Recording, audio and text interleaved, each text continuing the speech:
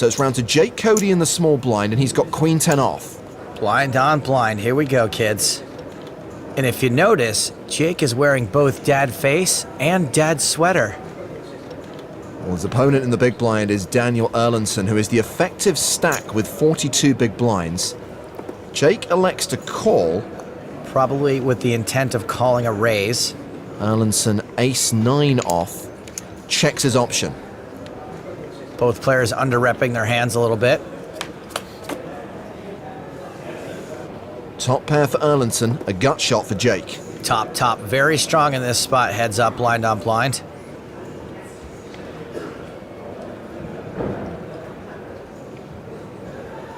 Cody checks the action to Erlandson. Probably hoping to get a free card. Doesn't look like he's going to get it. Erlandson bets 20,000. You bet here for value and protection. Lots of draws you can get called by, lots of worse hands. Jake would have to call with any pair.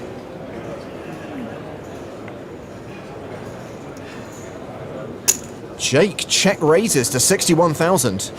Interesting, and he's repping a pretty narrow range with this check raise. 8-9 in sets, that's about it.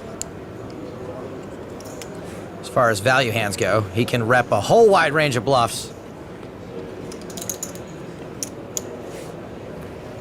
Erlandson calls, in position. Well, Daniel Erlandson, welcome to 2014 Poker Hell. You have top pair and 40 blinds effective deep in an EPT, and Jake Cody has raised you. What do you do? A, do you call? B, do you fold? C, do you raise? I think it's a pretty clear decision, but it's all uncomfortable, right? I mean, it's always uncomfortable when you get raised by almost anyone and you have one pair. Yes. Really, post-flop. But at least you're up against a guy who's pretty aggressive. Yeah.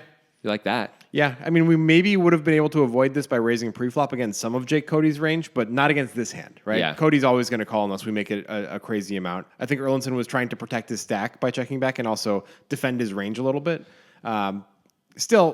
We flop about as well as we can, and it's still scary. That's what's crazy about no limit hold'em. I mean, it is scary. Cody, for those of you who don't remember, this is many years ago now, but Cody was very aggressive post-flop, put in a lot of raises, did a lot of, shoves and stuff like that at different points on EPTs. I've seen him do it a lot. So if I'm Erlandson and I know this about him, I don't love it by any means. I know I'm beat a lot because and he basically got to see the flop for free with almost 92 cards. He's got all the 9-8s. He's got 8 deuce suited. He's got 9 deuce suited. He probably has deuces as well in his range. Yeah. That's not great. I'm losing all of that and don't have many outs against most of it.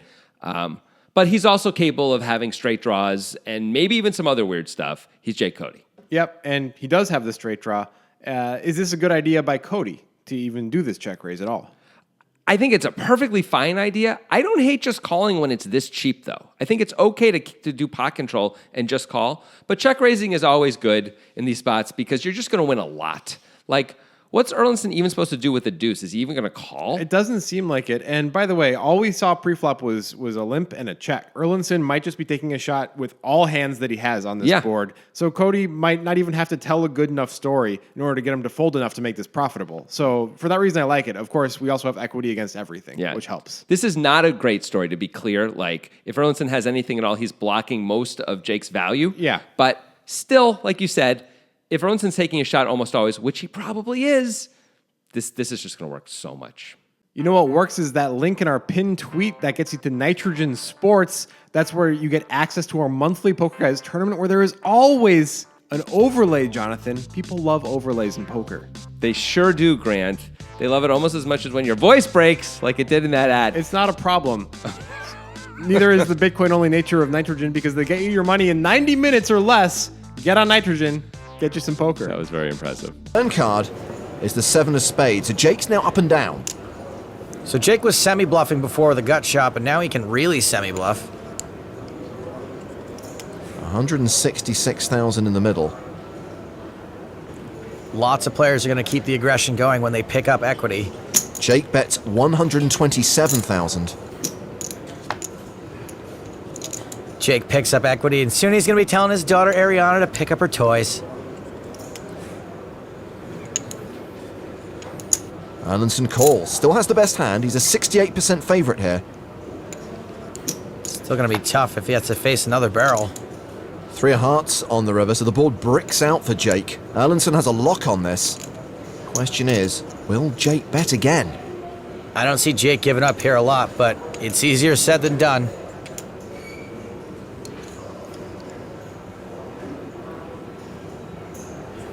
I'm all in. Oh, he shoves on Erlandson.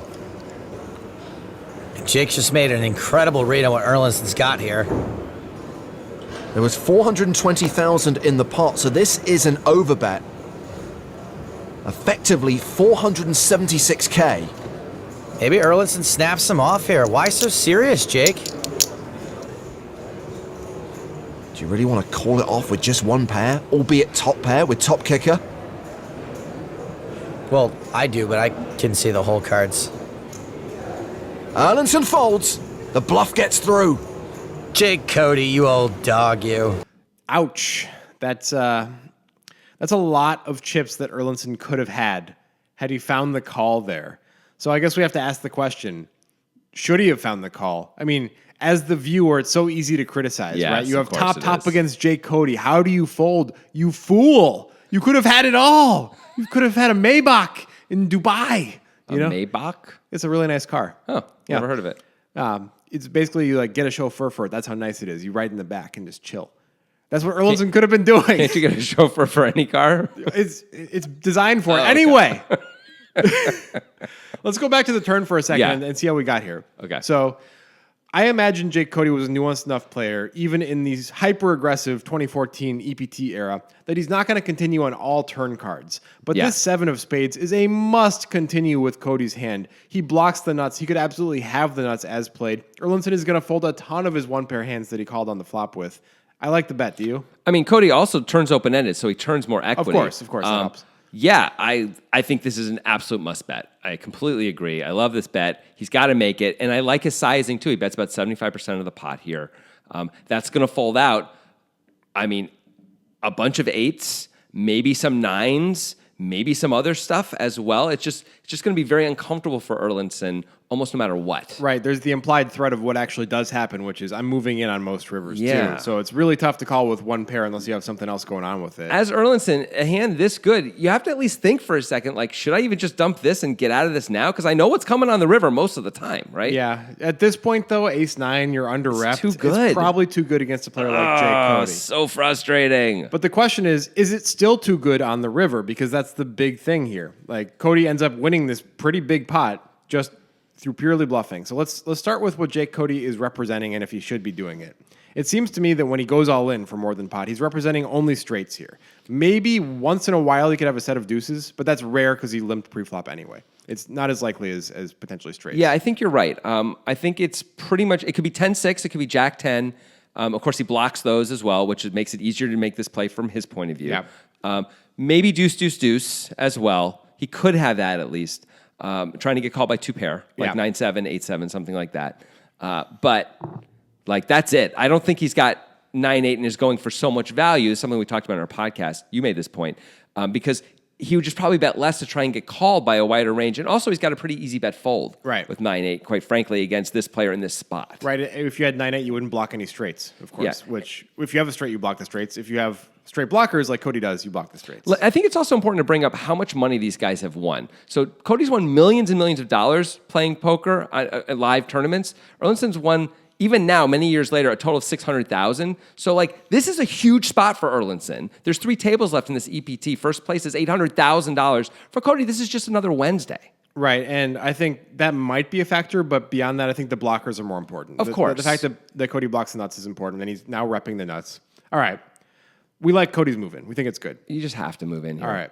How do you do this as Erlandson? How do you decide what to call with? Because against Jake Cody, you can't only call with straights, or else you're just getting crushed over time, right? Like clearly, we call with 10-6 and 10-jack if we have those hands. Always. If we have 2 pair, I think we have to call with those hands. We do, even though really we're not.